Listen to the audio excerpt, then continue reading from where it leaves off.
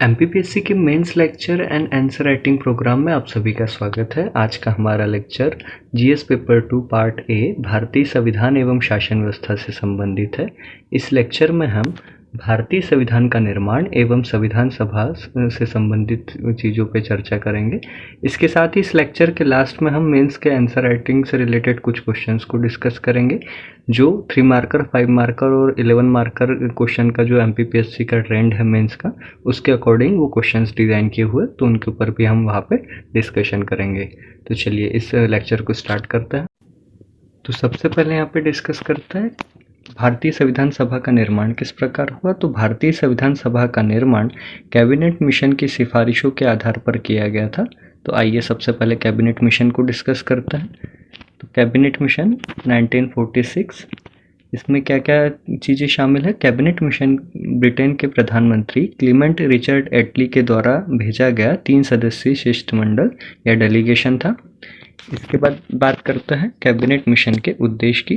तो cabinet mission का जो मुख्य उद्देश्य था, भारत के संवैधानिक समाधान की सिफारिशों को प्रस्तुत करना। अर्थात कैबिनेट मिशन जो है ब्रिटिश भारत के समय जो संवैधानिक समाधान हो सकते, किस प्रकार से संवैधानिक स्तर पे चीज़ों को क्या नई प्रकार की चीज़ें की जा सकती हैं, इससे जुड़ी हुई सिफारिशों को प्रस्तुत करने के लिए कैबिनेट मिशन का गठन किया गया था। इसके बाद नेक्स्ट है कैबिनेट मिशन 24 मार्च 1946 को भारत पहुंचा और इस मिशन ने 16 मई 1946 को अपनी रिपोर्ट सिफारिशें प्रस्तुत की थी। तो कैबिनेट मिशन 24 मार्च 1946 को भारत पहुंचा और इस मिशन ने 16 मई को अपनी रिपोर्ट प्रस्तुत की थी। यहाँ पे जो फैक्ट्स है वो फैक्ट्स इसलिए भी इम्पोर्टेंट हो जाता है क्योंकि एमपीपीएससी के एग्जामिनेशन में जो मेंस के एग्जाम है, इसमें 3 मार्कर के क्वेश्चन होते हैं और 3 मार्कर के क्वेश्चन की जो लेंथ है वो है 10 वर्ड्स या मैक्सिमम 1 लाइन। ठीक है, इस प्रकार की कंडीशन में फैक्ट्स काफ़ी इंपॉर्टेंट हो जाता है, तो इन फैक्ट्स को ध्यान में रखना। इसके बाद नेक्स्ट है बात करते हैं कैबिनेट मिशन की संरचना की। तो कैबिनेट मिशन की संरचना किस प्रकार है। कैबिनेट मिशन में ब्रिटिश मंत्रिमंडल के 3 सदस्य शामिल थे, जिनमें Pethick Lawrence, sir Stafford Cripps, A V Alexander शामिल थे। तीनों नाम याद रखना है, Pethick Lawrence, Stafford Cripps, A V Alexander, ये तीनों सदस्य शामिल थे। इसके बाद कैबिनेट मिशन से रिलेटेड एक फैक्ट है कि कैबिनेट मिशन पैथिक लॉरेंस के नेतृत्व में भारत में भेजा गया था। 3 मार्कर के अकॉर्डिंग ये काफ़ी इंपॉर्टेंट चीज़ है। इसके बाद नेक्स्ट बात करता है कैबिनेट मिशन की सिफारिशों की। तो कैबिनेट मिशन की सिफारिशें किस प्रकार की थी, इन्हें डिस्कस करता है। सबसे पहले कैबिनेट मिशन की जो प्रमुख सिफारिश है वो इस प्रकार थी। पहला है भारतीय संविधान के निर्माण के लिए संविधान सभा का गठन किया जाए, और दूसरा है भारतीय संविधान सभा का चुनाव अनुपातिक प्रतिनिधित्व पर आधारित हो, जिसमें विधानसभा के सदस्यों के द्वारा मतदान किया जाए। यहाँ पे 2 चीज़ें हैं, दोनों चीज़ों को ध्यान रखना है कि भारत का जो संविधान होगा, संविधान निर्माण के लिए एक संविधान सभा की सिफारिश कैबिनेट मिशन ने की थी, और इसके साथ जो संविधान सभा जो बनेगी उसमें जो चुनाव होगा, उसका चुनाव किस प्रकार से हो, अनुपातिक प्रतिनिधित्व पर आधारित हो, प्रोफेशनल रिप्रेजेंटेशन सिस्टम पर आधारित हो, जिसमें विधानसभा के सदस्य मतदान करें। आइए यहाँ पे सबसे पहले समझते हैं कि अनुपातिक प्रतिनिधित्व प्रणाली किस प्रकार से कार्य करती है।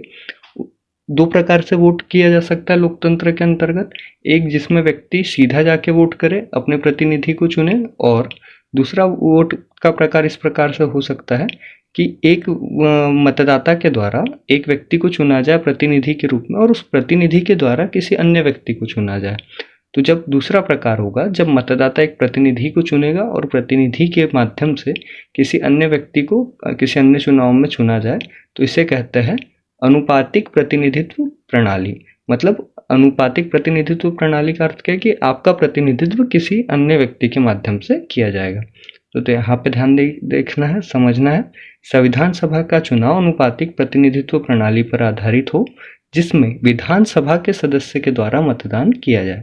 तो विधानसभा के सदस्य मतदान करेंगे, इसका अर्थ है अनुपातिक प्रतिनिधित्व प्रणाली के माध्यम से संविधान सभा का चुनाव संपन्न हुआ। इसके बाद कैबिनेट मिशन की अगली सिफारिश क्या है। प्रत्येक 10 लाख की जनसंख्या के पर संविधान सभा के एक सदस्य का निर्वाचन किया गया, अर्थात 10 लाख की जनसंख्या के आधार पर एक सदस्य का निर्वाचन किया जाना, इस प्रकार से कैबिनेट मिशन की सिफारिश थी।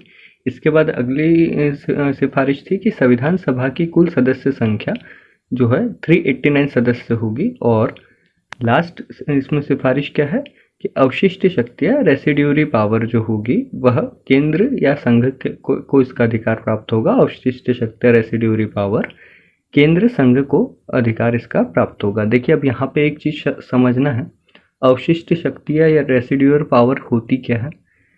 देखिए यहाँ पे एक बहुत सिंपल सा है कि यदि केंद्र और राज्य दो प्रकार की संरचना यदि है तो उसमें केंद्र के पास कुछ शक्तियां होगी, कुछ राज्य के पास शक्तियां होगी, और कुछ शक्तियां होगी जो मिली जुली होगी जो दोनों के पास होगी। तो इसे हम कहते हैं शक्तियों की सूची, या इसे हम कहते हैं केंद्र सूची, राज्य सूची या समवर्ती सूची। तो केंद्र की सूची में जो विषय शामिल होंगे वो होंगे केंद्र से संबंधित विषय जिस पे केंद्र कानून बना है। राज्य की सूची में जो विषय शामिल होंगे वह होंगे राज्य से संबंधित विषय जिसके अंतर्गत राज्य कानून बनाता है। और एक जो समवर्ती सूची होती है कॉन्करेंट लिस्ट, इसमें क्या होता है केंद्र और राज्य दोनों का अधिकार होता है कि दोनों भी इस पे कानून बना सकते हैं। अब इन तीन सूचियों के अलावा जो शक्तियां बच जाएगी, जिन शक्तियों का उपयोग भविष्य में किया जाएगा, उन शक्तियों को कहते हैं अवशिष्ट शक्तियां रेसिड्यूअरी पावर। देखिए यहाँ पे क्या है, उदाहरण के रूप में समझते हैं कि 1950 में जब भारतीय संविधान लागू हुआ उस समय पे इंफॉर्मेशन एंड टेक्नोलॉजी से रिलेटेड जो कंप्यूटर का सब्जेक्ट होगा वह उस समय पे नहीं था। 80s के बाद में कंप्यूटर आईटी सेक्टर मतलब कहीं ना कहीं इस अस्तित्व में आया। ठीक है, अब देखिए भारतीय संविधान में कंप्यूटर से रिलेटेड चीज़ें नहीं थी, भविष्य में ये चीज़ें आई, तो भविष्य में ऐसी प्रकार की कोई चीज़ें आएगी तो उस प्रकार की सभी की चीज़ों के ऊपर अधिकार किसका होगा, केंद्र का होगा, संघ का होगा। ठीक है, केंद्र संघ अर्थात केंद्र का अधिकार यहाँ पे बना रहेगा। जैसे सेल टैक्स, सर्विस टैक्स को भी हम इसमें समझ सकते हैं, सर्विस टैक्सेशन से रिलेटेड भी चीज़ें जो है वो भी अवशिष्ट शक्तियों के अंतर्गत इसमें भी केंद्र का अधिकार होता है। तो इस प्रकार की शक्तियां जो भविष्य में आए, इस प्रकार के विषय जो भविष्य में समझ में आए, अब वर्तमान में वो विषय शामिल नहीं है, भविष्य में कहीं ना कहीं उसकी आवश्यकता होती है उस पर कानून बनाने की, तो इसे कहेंगे अवशिष्ट शक्तियां। चलिए इसके बाद नेक्स्ट बात करते हैं भारतीय संविधान सभा की। तो भारतीय संविधान सभा के में सबसे पहले निर्वाचन की बात करते हैं। तो भारतीय संविधान सभा के लिए निर्वाचन किस प्रकार हुआ, कैबिनेट मिशन की सिफारिश पर संविधान सभा के लिए जुलाई अगस्त 1946 में निर्वाचन संपन्न हुआ है। तो जुलाई अगस्त 1946 में भारतीय संविधान सभा के लिए निर्वाचन हुआ था और निर्वाचन कैबिनेट मिशन की सिफारिश पर हुआ था। इसके बाद नेक्स्ट है संविधान सभा की संरचना की बात करते हैं। तो भारतीय संविधान सभा में कुल सदस्य संख्या 389 थी, जिसमें 296 सदस्य ब्रिटिश प्रांतों से निर्वाचित तथा 93 सदस्यों का नामांकन भारतीय रियासतों के द्वारा किया गया। यहाँ पे ध्यान रखना है 389 मेंबर्स थे और 389 मेंबर्स में से 296 सदस्य ब्रिटिश प्रांतों से निर्वाचित हुए थे और 93 सदस्यों का नामांकन भारतीय रियासतों के द्वारा, मतलब भारतीय रियासतों में जो शासक थे उनके द्वारा उनको नॉमिनेट करके 93 मेंबर्स को संविधान सभा में भेजा गया था और 296 मेंबर इलेक्टेड मेंबर थे जिन्हें ब्रिटिश प्रांतों के माध्यम से निर्वाचित किया गया था। तो इस प्रकार से एक यहाँ पे इम्पोर्टेंट चीज़ ये हो जाती है कि भारतीय संविधान सभा जो है वो इलेक्टेड और नॉमिनेटेड दोनों मेंबर्स के कॉम्बिनेशन से बनी हुई संविधान सभा थी। मतलब भारतीय संविधान सभा अंशतः निर्वाचित और अंशतः मनोनीत संविधान सभा थी। इसके बाद नेक्स्ट बात करते हैं 296 ब्रिटिश प्रांतों से निर्वाचित सदस्यों में से 292 सदस्य ब्रिटिश प्रांतों से तथा 4 सदस्य चीफ कमिश्नर के क्षेत्र, वर्तमान जो केंद्र शासित प्रदेश के समान संरचना से निर्वाचित थे। तो 296 सदस्य जो इलेक्टेड मेंबर्स थे उसमें भी एक विभाजन है, किस प्रकार से 292 सदस्य उसमें से ब्रिटिश गवर्नर के प्रांतों से निर्वाचित थे और 4 सदस्य उसमें से चीफ कमिश्नर के क्षेत्र से निर्वाचित थे। चीफ कमिश्नर का क्षेत्र उस समय अगर हम समझो तो किस प्रकार का क्षेत्र, वर्तमान में जो केंद्र शासित प्रदेश यूटी की संरचना होती है ठीक वैसा ही क्षेत्र चीफ कमिश्नर के क्षेत्र के नाम से जाना जाता था। तो उससे 4 सदस्य थे और 292 सदस्य ब्रिटिश प्रांतों से निर्वाचित थे। इस प्रकार से 296 सदस्य यहाँ पर संविधान सभा के अंतर्गत निर्वाचित सदस्य शामिल थे। इसके बाद में चीफ कमिश्नर के क्षेत्र से जुड़ी हुई चीज़ों के ऊपर चर्चा करते हैं। तो 4 चीफ कमिश्नर से के जो क्षेत्र थे वो थे दिल्ली, अजमेर मारवाड़, कुर्ग, बलूचिस्तान, ये क्षेत्र शामिल थे। 3 मार्कर के क्वेश्चन उस प्रकार का फैक्ट पूछा जा सकता है कि 4 चीफ कमिश्नर के क्षेत्र में शामिल स्थानों के नाम बताइए। तो दिल्ली, अजमेर मारवाड़, कुर्ग, बलूचिस्तान, ये 4 क्षेत्र थे जो चीफ कमिश्नर के क्षेत्र थे। इसके बाद नेक्स्ट है 15 अगस्त 1947 के बाद संविधान सभा की कुल सदस्य संख्या 389 से घटकर 299 हो गई, जिसमें 229 सदस्य ब्रिटिश प्रांतों से निर्वाचित तथा 70 सदस्य भारतीय रियासतों के द्वारा मनोनीत सदस्य शामिल थे। 15 अगस्त 1947 को जब भारत स्वतंत्र हुआ तो पूर्व में जो संविधान सभा की जो संख्या थी 389 थी, वह घट गई, घटकर 299 सदस्य हो गई। अब 299 सदस्य किस प्रकार से विभाजित हुए, तो 229 सदस्य ब्रिटिश प्रांतों से निर्वाचित हुए और इसके साथ 70 सदस्य जो है ब्रिटिश रियासतों के द्वारा, भारतीय रियासतों के द्वारा, भारतीय शासकों के द्वारा मनोनीत सदस्य के रूप में शामिल हुए। इसके बाद डिस्कस करते हैं संविधान सभा से संबंधित महत्वपूर्ण तथ्य। सबसे पहला तथ्य है भारतीयों की ओर से सर्वप्रथम संविधान निर्माण की मांग 1934 में स्वराज पार्टी की ओर से की गई थी। तो स्वराज पार्टी ने सबसे पहले 1934 में संविधान निर्माण की मांग की थी। और नेक्स्ट है वर्ष 1934 में एम.एन. रॉय ने संविधान सभा के गठन का विचार दिया था। तो व्यक्ति के रूप में सबसे पहले एम.एन. रॉय ने 1934 में संविधान सभा के गठन का विचार दिया था। इसके बाद नेक्स्ट फैक्ट है भारतीय राष्ट्रीय कांग्रेस ने वर्ष 1935 में संविधान सभा की मांग की थी। और इसके बाद नेक्स्ट फैक्ट है एक निर्वाचित सभा के रूप में संविधान सभा के निर्माण का प्रस्ताव सर्वप्रथम क्रिप्स मिशन 1942 के द्वारा दिया गया था। यहाँ पे 2 चीज़ें को समझना है।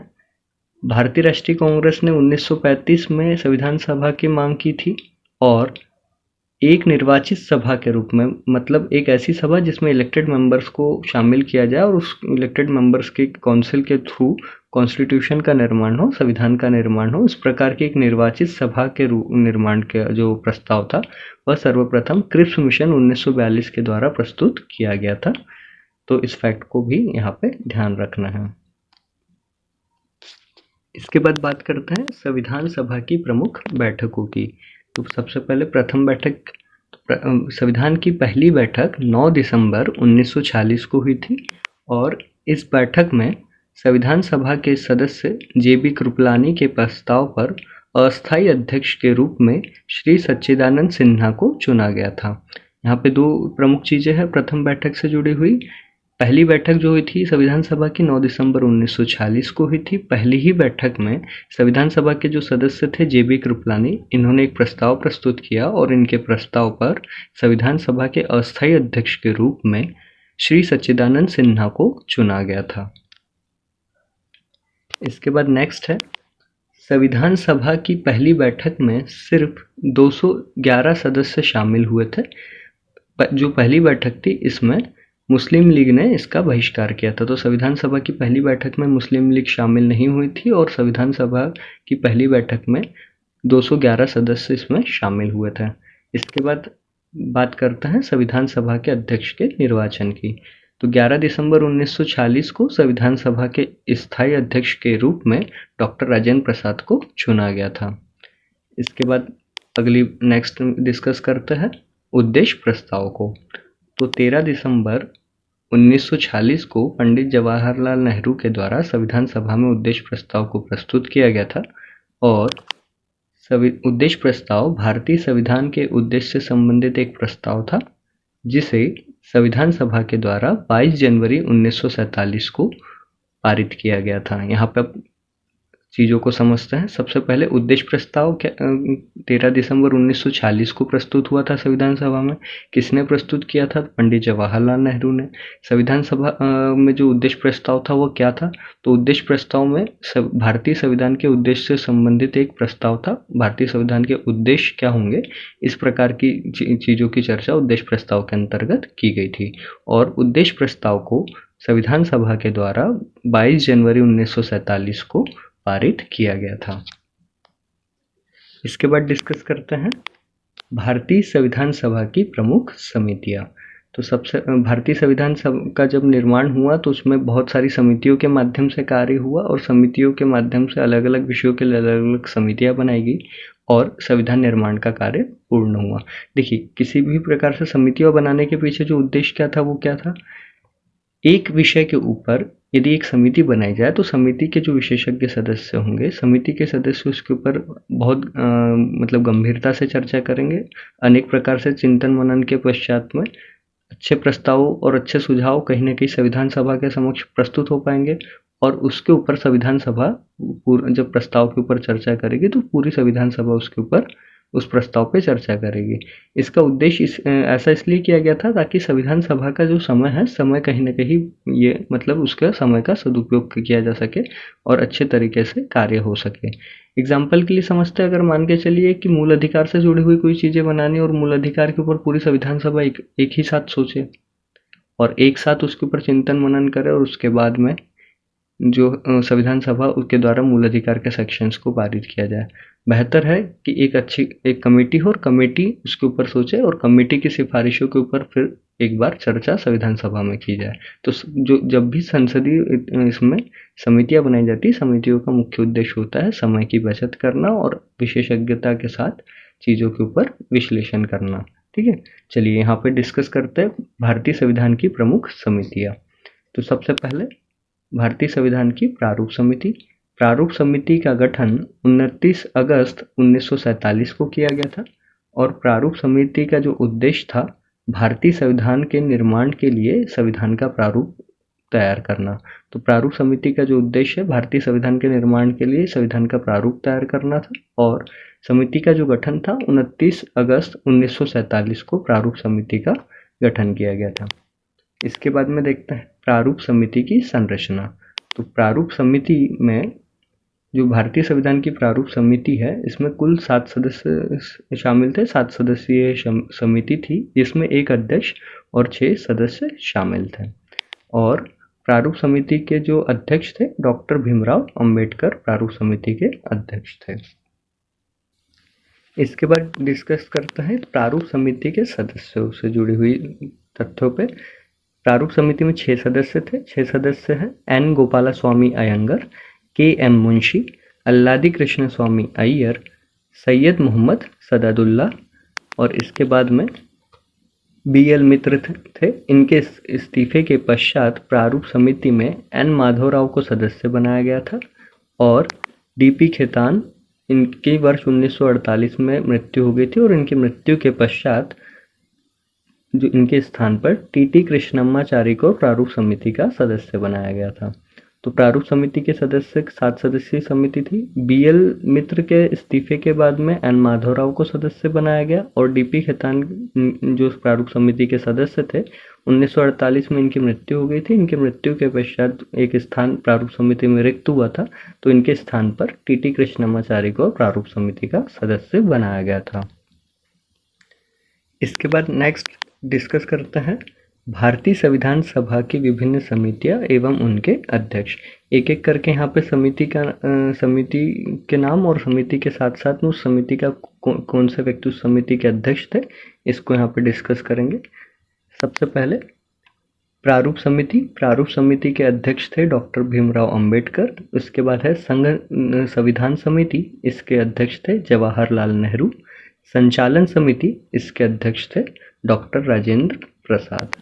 इसके बाद नेक्स्ट समिति है प्रक्रिया नियम समिति, इसके अध्यक्ष थे डॉक्टर राजेंद्र प्रसाद। प्रांतीय संविधान समिति, इसके अध्यक्ष थे सरदार वल्लभ भाई पटेल। और एक समिति है मौलिक अधिकार एवं अल्पसंख्यक परामर्श समिति, इसके अध्यक्ष थे सरदार वल्लभ भाई पटेल।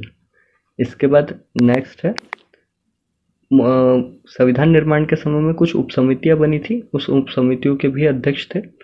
तो मौलिक अधिकार उपसमिति, इसके अध्यक्ष थे JB कृपलानी और अल्पसंख्यक परामर्श समिति, इसके अध्यक्ष थे HC मुखर्जी, जिनका पूरा नाम है हरेंद्र कोमर मुखर्जी। ये दो उप समितियां किस लिए बनाई गई थी? क्योंकि मौलिक अधिकार एवं अल्पसंख्यक परामर्श समिति जिसके अध्यक्ष थे सरदार वल्लभ भाई पटेल, मौलिक अधिकार और अल्पसंख्यक मामलों का जो मतलब समिति थी, इसके पास कार्य अधिक था। तो कार्य अधिक होने के कारण इसे दो उप समितियों के रूप में बांटा गया। मौलिक अधिकार उप समिति, इसके अध्यक्ष जेबी कृपलानी थे, और अल्पसंख्यक परामर्श उप समिति, इसके अध्यक्ष एच.सी. मुखर्जी, हरेंद्र कोमर मुखर्जी थे। इसके बाद नेक्स्ट है भारतीय संविधान सभा के संवैधानिक सलाहकार। तो भारतीय संविधान सभा के संवैधानिक सलाहकार श्री बी.एन. राव, बेनेगल नरसिंह राव थे। इसके बाद नेक्स्ट डिस्कस करते हैं संविधान का वाचन, रीडिंग। देखिए, संविधान के वाचन या रीडिंग से रिलेटेड चीजें क्या है? जब भी संसद के अंतर्गत, संविधान सभा के अंतर्गत संसदीय शासन प्रणाली में एक प्रक्रिया है। सबसे पहले बिल पेश होता है, बिल पेश होने के बाद उसके ऊपर चर्चा होती है और चर्चा होने के बाद उसे पारित किया जाता है। तो ये जो प्रक्रिया है इसी को कहते हैं वाचन या रीडिंग। तो यहाँ पे देखते हैं संविधान का वाचन किस प्रकार से हुआ, संविधान में रीडिंग किस प्रकार से हुई।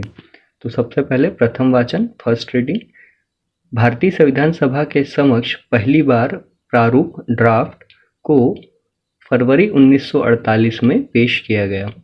तो फरवरी 1948 में संविधान का जो प्रारूप था उसको पहली बार संविधान सभा के समक्ष पेश किया गया। इस प्रकार से संविधान का प्रथम वाचन हुआ। इसका अर्थ क्या है कि सबसे पहले जो भी बिल होता है, मतलब संविधान सभा के सेंस में यदि कहे तो संविधान सभा का जो प्रारूप था, जो प्रारूप समिति के द्वारा प्रारूप बनाया गया था, ड्राफ्ट बनाया गया था, उसे फरवरी 1948 में संविधान सभा के समक्ष पेश किया गया और इस प्रकार से जो है फर्स्ट रीडिंग हुई थी। इसके बाद फर्स्ट रीडिंग कंप्लीट होने के बाद में नेक्स्ट है सेकंड रीडिंग, द्वितीय वाचन। 15 नवंबर 1948 से 17 अक्टूबर 1949 तक 1949 तक संविधान सभा में संविधान के प्रारूप पर चर्चा हुई। इस प्रकार संविधान का द्वितीय वाचन, सेकंड रीडिंग पूर्ण हुआ। देखिए, सबसे पहले फरवरी 1948 में जब पेश किया ड्राफ्ट को, वो फर्स्ट रीडिंग थी। 15 नवंबर 1948 से 17 अक्टूबर 1949 तक क्या हुआ, जितना भी ड्राफ्ट था उसके ऊपर चर्चा हुई और उस चर्चा के बाद में वह ड्राफ्ट मतलब जो सेकंड रीडिंग है वो कंप्लीट होती है। इसके बाद में थर्ड रीडिंग क्या है? संविधान सभा के द्वारा जो द्वितीय वाचन हुआ, सेकंड रीडिंग हुई, इसमें चर्चा के दौरान ड्राफ्ट में कुछ संशोधन के लिए सुझाव प्राप्त हुए थे और इन सुझाव को मतलब तृतीय वाचन में डिस्कस किया गया। तो ये जो सुझाव थे वो इन सुझावों के ऊपर क्या हुआ, तीसरे वाचन में, तृतीय वाचन में, थर्ड रीडिंग में इनके ऊपर चर्चा हुई और जो कुछ सुझाव जिसमें से सुझाव को मान्य किया गया, उन सुझावों को संशोधन के रूप में प्रस्तुत किया गया। मतलब उससे रिलेटेड चीजें, उदाहरण के रूप में मान लेते मूल अधिकार में यदि कोई संशोधन करवाया गया, मूल अधिकार के ड्राफ्ट की बात हो रही है यहाँ पे, तो मूल अधिकार के ड्राफ्ट में यदि किसी प्रकार का संशोधन था तो जिस भी संविधान सभा के मेंबर ने वो संशोधन प्रस्तुत किया उसके लिए एक चर्चा की गई और उस संशोधन में जो भी चीज़ें शामिल की गई उसको उसमें जो ओरिजिनल ड्राफ्ट था उसमें ऐड कर लिया गया और उस ऐड होने के बाद में उसको मूल प्रारूप में शामिल कर लिया गया। अब इसके बाद क्या हुआ, सभी प्रकार के इस प्रकार संविधान सभा के तृतीय वाचन, थर्ड रीडिंग में 14 नवंबर 1949 से 26 नवंबर 1949 कुल 14 दिनों में प्रमुख संशोधनों के साथ भारतीय संविधान के मूल प्रारूप को पारित किया गया। तो यहाँ पे दो चीज़ों को समझना है। फर्स्ट रीडिंग, प्रारूप पेश किया गया, ड्राफ्ट पेश किया फरवरी 1948। सेकंड रीडिंग, उसके ऊपर प्रारूप के ऊपर चर्चा हुई। थर्ड रीडिंग, सेकंड रीडिंग में जो संशोधन प्रस्तुत किए गए थे, कुछ सुझाव दिए गए थे, उन सुझावों के ऊपर थर्ड रीडिंग में चर्चा हुई। चर्चा के साथ उन सुझावों को पारित किया गया और ये पारित कब हुआ, 14 नवंबर 1949 से 26 नवंबर 1949 के बीच कुल 14 दिनों में इन्हें पारित किया गया। इस प्रकार से थर्ड रीडिंग कंप्लीट हुई। इसके बाद नेक्स्ट है भारतीय संविधान सभा के अंतिम अधिवेशन में प्रारूप समिति के अध्यक्ष डॉक्टर भीमराव अंबेडकर के द्वारा the constitution and settled by the assembly be passed, इस प्रस्ताव को पेश किया गया। और इसके बाद नेक्स्ट है भारतीय संविधान सभा के द्वारा इस प्रस्ताव को 26 नवंबर 1949 को पारित किया गया। इस दिन संविधान सभा के कुल 299 में से 284 सदस्यों के द्वारा संविधान पर हस्ताक्षर किए गए। दो चीजें हैं। थर्ड रीडिंग जो थी थर्ड रीडिंग जो चालू हुई थी 26 नवंबर को कंप्लीट हुई थी, और 26 नवंबर को जब थर्ड रीडिंग कंप्लीट हुई थी तो 26 नवंबर के पहले भारतीय संविधान सभा के जो प्रारूप समिति के अध्यक्ष थे डॉक्टर भीमराव अंबेडकर, इनके द्वारा एक बिल प्रस्तुत किया गया। उस बिल का नाम था the constitution and settled by the assembly be passed. इस प्रस्ताव को पेश किया गया। इस प्रस्ताव के पेश होने के साथ में 26 नवंबर 1949 को संविधान सभा ने इस बिल को पास किया, और इस दिन संविधान सभा के कुल 299 सदस्यों में से 284 सदस्यों ने हस्ताक्षर किए। 299 सदस्य इसलिए क्योंकि स्वतंत्रता के बाद 15 अगस्त 1947 के बाद संविधान सभा की जो सदस्य संख्या थी वो हो गई थी 299। 389 से घटकर 299 सदस्य हो गए थे। तो संविधान सभा के जो 299 सदस्य थे, इसमें से 284 सदस्य 284 सदस्यों के द्वारा संविधान पर इस दिन हस्ताक्षर किए गए थे।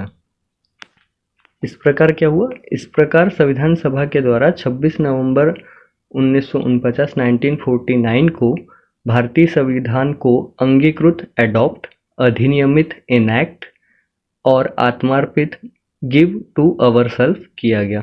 3 शब्द है, 3 शब्दों को अच्छे तरीके से समझना है।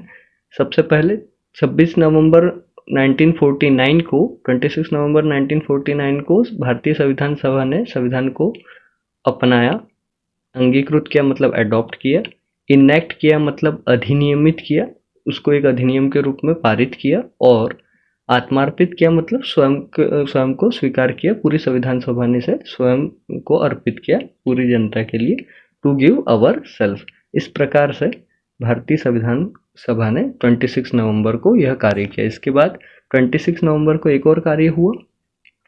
26 नवंबर 1949 को नागरिकता, निर्वाचन अर्थात चुनाव, तदर्थ अंतिम संसद, अस्थायी व परिवर्तनशील नियम लागू हो गए।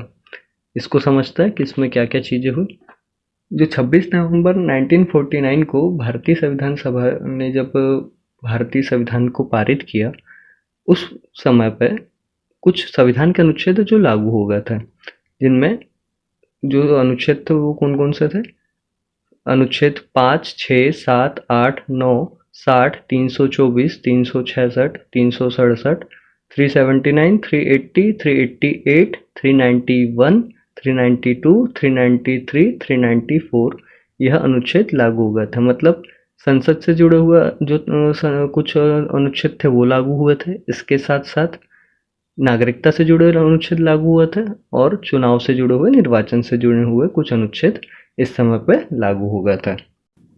इसके बाद नेक्स्ट है, इन सभी अनुच्छेद को छोड़कर संपूर्ण भारतीय संविधान 26 जनवरी 1950 को लागू हुआ, और इस प्रकार भारत एक गणतंत्र बना। तो जो अनुच्छेद है, जो अनुच्छेद हमने अभी ऊपर डिस्कस की, ये सभी अनुच्छेद 26 नवंबर 1949 को लागू हो गए थे। इनको छोड़कर जो बाकी भारतीय संविधान है, संपूर्ण भारतीय संविधान, वो 26 जनवरी 1950 को लागू हुआ था। इसके बाद आगे चर्चा करते हैं भारतीय संविधान सभा के द्वारा किए गए महत्वपूर्ण कार्य। तो भारतीय संविधान के कौन कौन से महत्वपूर्ण कार्य थे? सबसे पहले है भारतीय संविधान सभा के द्वारा 22 जुलाई 1947 को राष्ट्रीय ध्वज के रूप में तिरंगा को अपनाया गया। दूसरा है भारतीय संविधान सभा ने वर्ष 1947 से 1951-52 तक प्रथम संसद के गठन तक भारत के अंतरिम संसद के रूप में कार्य किया। तो भारतीय संविधान सभा ने संविधान सभा के साथ साथ भारत की प्रथम अंतरिम संसद के रूप में भी कार्य किया था, और यह अवधि कब से कब तक थी? वर्ष 1947 से, जब भारत स्वतंत्र हुआ, तब से 1951-52 तक यह कार्य भारतीय संविधान सभा के द्वारा किया गया। इसके बाद नेक्स्ट है भारतीय संविधान सभा ने भारत के अंतरिम संसद के रूप में कार्य करते हुए स्वतंत्र भारत के लिए कानून बनाने का कार्य किया। नेक्स्ट है वर्ष 1949 में भारतीय संविधान सभा ने राष्ट्रमंडल कॉमनवेल्थ ऑफ नेशंस में भारत की सदस्यता की पुष्टि की थी?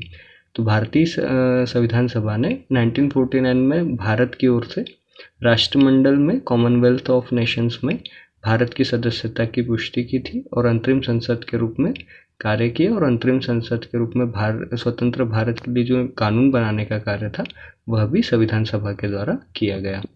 इसके बाद नेक्स्ट है, 24 जनवरी 1950 को संविधान सभा ने 3 महत्वपूर्ण कार्य किए, और संविधान सभा के जो 3 महत्वपूर्ण कार्य है वो इस प्रकार है। सबसे पहले, भारतीय संविधान सभा ने भारत के राष्ट्रपति के रूप में 24 जनवरी 1950 को डॉक्टर राजेंद्र प्रसाद को चुना। दूसरा, राष्ट्रगान जनगण मन इसी दिन संविधान सभा ने अपनाया। तीसरा है, राष्ट्रीय संविधान सभा के द्वारा 24 जनवरी 1950 के दिन राष्ट्रीय गीत के रूप में वंदे मातरम गीत को अपनाया गया। तो 3 कार्य थे, तीनों के तीनों कार्य 24 जनवरी 1950 को ही संपन्न हुए। भारत के राष्ट्रपति के रूप में संविधान सभा ने डॉक्टर राजेंद्र प्रसाद को चुना 24 जनवरी 1950 को। राष्ट्रगान और राष्ट्रगीत को 24 जनवरी 1950 को ही भारतीय संविधान सभा ने अपनाया था।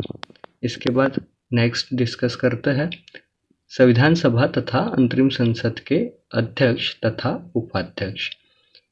तो सबसे पहले भारतीय संविधान सभा के अध्यक्ष डॉक्टर राजेंद्र प्रसाद, और भारतीय संविधान सभा के जो उपाध्यक्ष थे वो थे HC मुखर्जी। इसके बाद में नेक्स्ट है अंतरिम संसद के अध्यक्ष। तो अंतरिम संसद के जो अध्यक्ष थे GV मावलंकर थे। इनका पूरा नाम था गणेश वासुदेव मावलंकर।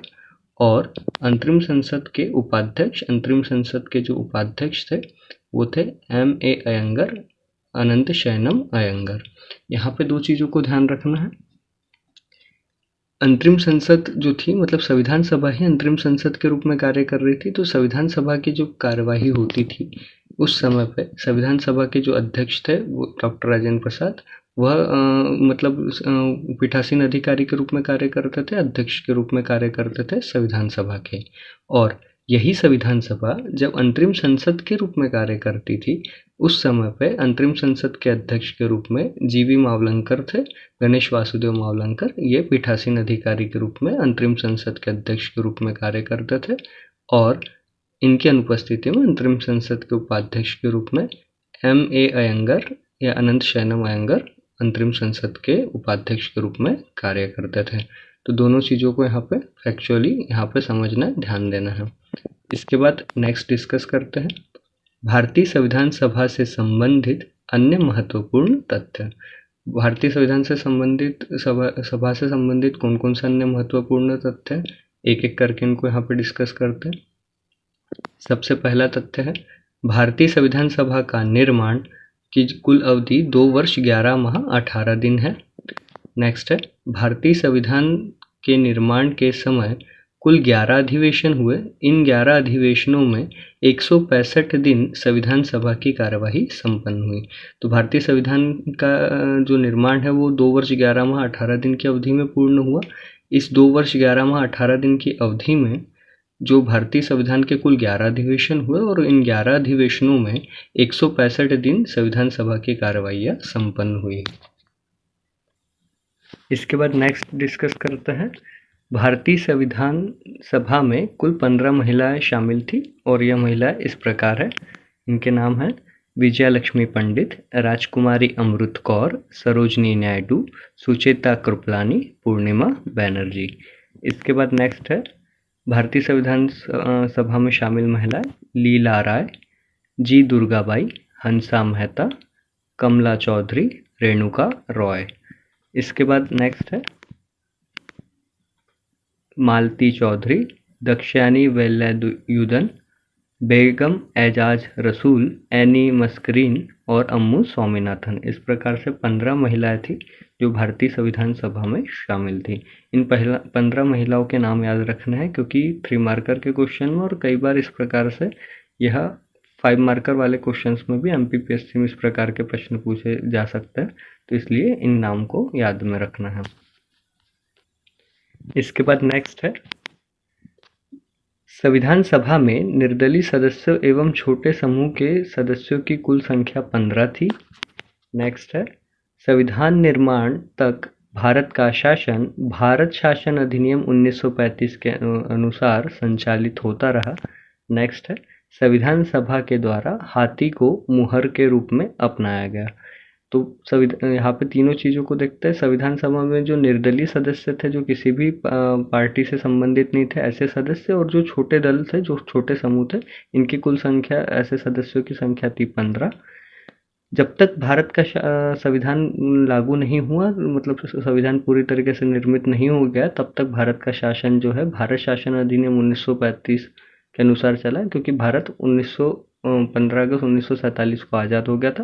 तब से लेकर संविधान के निर्माण तक 1935 के अधिनियम का ही उपयोग किया गया। इसके बाद में संविधान सभा के द्वारा हाथी को मुहर के रूप में, एक प्रतीक के रूप में अपनाया गया था। इसके बाद नेक्स्ट फैक्ट है, HBR अयंगर को संविधान सभा का सचिव नियुक्त किया गया था। नेक्स्ट है, एलन मुखर्जी को संविधान सभा का मुख्य प्रारूपकार चीफ ड्राफ्टमैन बनाया गया था।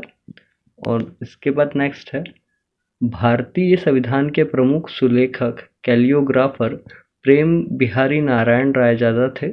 मूल संविधान में इटैलिक या प्रवाहमय शैली में उनके द्वारा हस्तलिखित है। यहाँ पे 3 फैक्ट है, तीनों फैक्ट को ध्यान रखना है। बात की जाए यदि भारतीय संविधान सभा के सचिव कौन थे, तो सचिव थे HBR अयंगर। चीफ ड्राफ्टमैन या प्रारूपकार कौन थे, तो वो थे एलन मुखर्जी। और भारतीय संविधान के जो प्रमुख सुलेखक थे, कैलियोग्राफर कौन थे, जिनके द्वारा, जिनके हैंडराइटिंग में संविधान को मतलब ये किया गया, तो वो थे प्रेम बिहारी नारायण रायजादा थे। और इन्हीं के द्वारा जो मूल संविधान की जो प्रति है, इसमें इटैलिक शैली जो होती है, एक प्रवाहमय शैली होती है, इसके उनके द्वारा हस्तलिखित रूप में भारतीय संविधान को लिखा गया है। इसके बाद नेक्स्ट है, संविधान के हिंदी संस्करण का सुलेखन वसंत कृष्ण वैद्य के द्वारा किया गया। नेक्स्ट है, मूल संस्करण का सौंदर्यीकरण और सजावट नंदलाल बोस और बिरुहर राम मनोहर सिन्हा के द्वारा किया गया। यह दोनों शांति निकेतन के कलाकार थे। यहाँ पे इसके बाद नेक्स्ट फैक्ट है, डिस्कस करेंगे अभी हम अंतरिम सरकार के बारे में। अंतरिम सरकार 1946, तो इससे रिलेटेड कौन कौन सी चीज़ें हैं।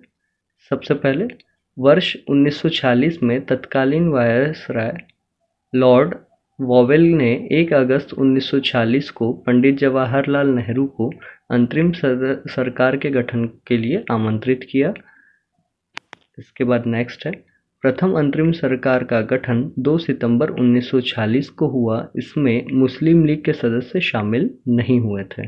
2 चीज़ें हैं, अंतरिम सरकार का गठन जो है लॉर्ड वॉवेल के द्वारा 1 अगस्त 1946 को जो पंडित जवाहरलाल नेहरू है, इन्हें अंतरिम सरकार के गठन के लिए आमंत्रित किया गया था। और 2 सितंबर 1946 को अंतरिम सरकार का गठन हुआ। और जब 2 सितंबर 1946 को गठन हुआ, उसमें मुस्लिम लीग के सदस्य शामिल नहीं हुए थे।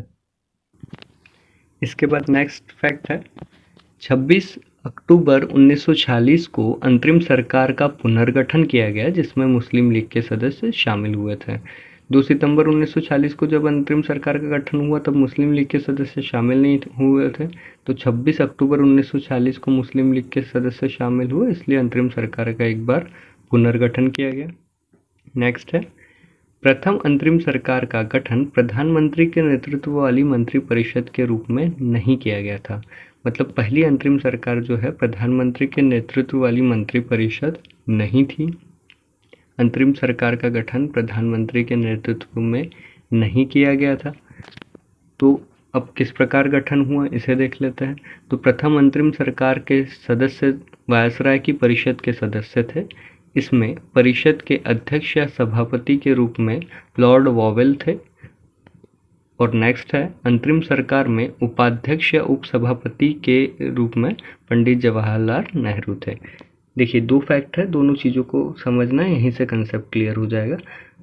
सामान्य रूप से क्या होता है, सरकार का जो गठन होता है केंद्र के स्तर में, वह संसदीय शासन प्रणाली में प्रधानमंत्री के नेतृत्व में होता है। चूँकि भारत में पहली बार अंतरिम सरकार का गठन हो रहा था, तो पहली अंतरिम सरकार का गठन प्रधानमंत्री के नेतृत्व में नहीं हुआ था। पहली अंतरिम सरकार के जो सदस्य थे वो वायसराय की परिषद के सदस्य माने जाते थे, अर्थात वायसराय की काउंसिल जो थी उसके मेंबर थे। और इस वायसराय की जो काउंसिल थी इसमें जो अध्यक्ष या सभापति के रूप में लॉर्ड वॉवेल थे, और अंतरिम सरकार के उपाध्यक्ष या उपसभापति जो थे वो थे पंडित जवाहरलाल नेहरू। इसके बाद नेक्स्ट डिस्कस करते हैं प्रथम अंतरिम सरकार में जो मंत्री थे और मंत्रियों के विभाग क्या थे। इसलिए ये डिस्कशन करना इम्पोर्टेंट है क्योंकि 3 मार्कर के क्वेश्चन में जिसमें बहुत ही कम शब्दों के साथ में पूरे मार्क्स मिलते हैं, इसमें ये टॉपिक इम्पोर्टेंट हो जाता है। तो सबसे पहले अंतरिम सरकार में मंत्री के रूप में पंडित जवाहरलाल नेहरू, इनके पास पोर्टफोलियो क्या था, विभाग क्या था। ये अंतरिम सरकार में उपसभापति थे। विदेश नीति और राष्ट्रमंडल संबंध इनके पास यह पोर्टफोलियो था, ये विभाग थे। नेक्स्ट है सरदार वल्लभ भाई पटेल, इनके पास में अंतरिम सरकार में गृह सूचना एवं प्रसारण मंत्रालय ये इनके पास में था। इसके बाद नेक्स्ट है डॉक्टर राजेंद्र प्रसाद, यह अंतरिम सरकार में खाद्य एवं कृषि मंत्री थे। नेक्स्ट है जॉन मथाई, इनके पास में उद्योग एवं नागरिक आपूर्ति विभाग था। और जगजीवन राम, इनके पास में श्रम विभाग था। इसके बाद नेक्स्ट है सरदार बलदेव सिंह, इनके पास में रक्षा या डिफेंस विभाग था। CH भाभा, इनके पास में कार्य, खान एवं ऊर्जा विभाग था। और लियाकत अली खान, इनके पास में वित्त विभाग था। इसके बाद नेक्स्ट है अंतरिम सरकार के मंत्री के रूप में अब्दुल रब निश्तार, इनके पास में डाक एवं वायु सेवा विभाग था। आसफ अली, इनके पास में रेलवे एवं परिवहन विभाग था। C राजगोपालाचारी, इनके पास में शिक्षा एवं कला से संबंधित विभाग थे। इसके बाद में नेक्स्ट है अंतरिम सरकार में I चंदुरीगर, इनके पास में वाणिज्य विभाग था। गजनफर अली खान, इनके पास में स्वास्थ्य विभाग था। जोगेंद्र नाथ मंडल, इनके पास में विधि विभाग था।